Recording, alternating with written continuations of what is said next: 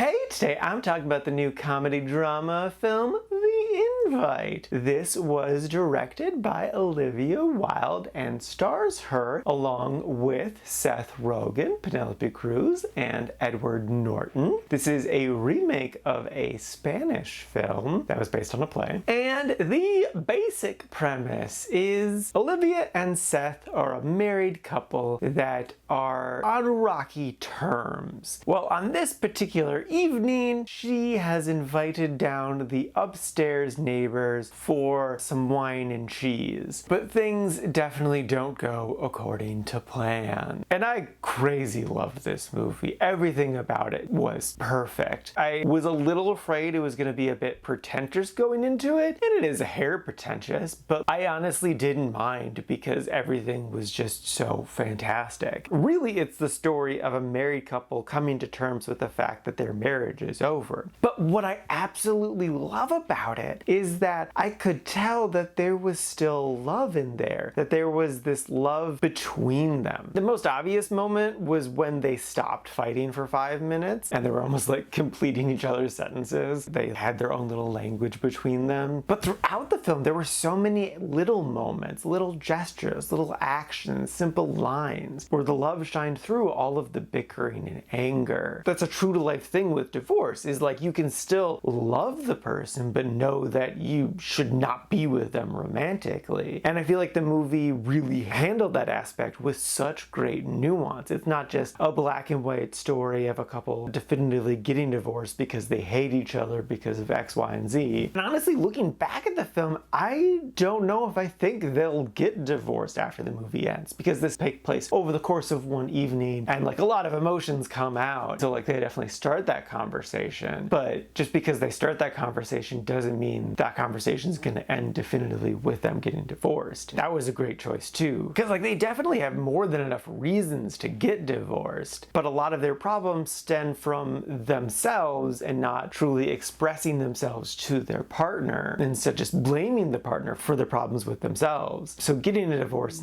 wouldn't necessarily fix the issues that they're going through. All of that is just so masterfully well done. I love that a lot. But then all four of the performances are just something else. They each brought something different and unique to the table. Like Ed was kind of like this relentlessly nice guy, even complimenting hate being thrown at him. That was so fun. And then like Penelope Cruz, I don't know if I could simplify the complexities of her character and her performance. Like it was truly something else. I'm always just so mesmerized by her. And then Seth definitely plays a version of the character he often plays, but I feel like he came at this one with a fresh perspective that it made it feel unique and interesting. And then, man, Olivia's performance, I could just go on and on about her. It was so masterful. In particular, what I love so much about it is that she reminded me of a friend of mine who recently went through a divorce, and I was on the other side of it, but she still has all of these manic tendencies. Like she is still recovering from the pain of the divorce. And Olivia really truly captured those mannerisms, those little nuances, those little facial movements. That comes from a person who is desperately fighting to not have a mental breakdown, but still is definitely going through a mental breakdown. I was just mesmerized by her face, at times going through like 5 different motions in the span of as many seconds. It was truly a master act. And then I can't not talk about the humor of the movie. Like this movie is so damn funny. I had to stifle my laughter at times because I was just so tickled by the jokes.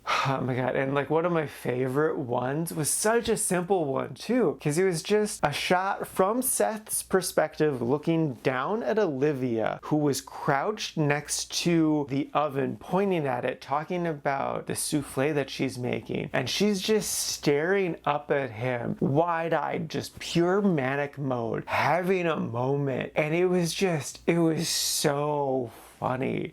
Just thinking back on it, it cracks me up. And there are just so many other countless moments like that where it's just like, just the shot, just the setup itself is so hilarious without any of the dialogue. And then the dialogue on top of it just makes it hysterical. But don't get me wrong, this movie definitely goes to some very sad places in a very realistic way. It really does a great job of balancing this incredible humor with realistic sadness. So yeah, no, I loved this movie to pieces. It was so damn funny, but also cathartic. Even though I've not gone through the stuff that they've experienced in this film, it still reached me on such a deep, fundamental level. I struggled to have the words to come up with what this movie even meant to me. I loved it so dearly. Without a doubt, recommend it. It's just such a beautiful, well-crafted film. It is something else. It is such a unique little film that is wholly worth a watch. I cannot recommend it enough. I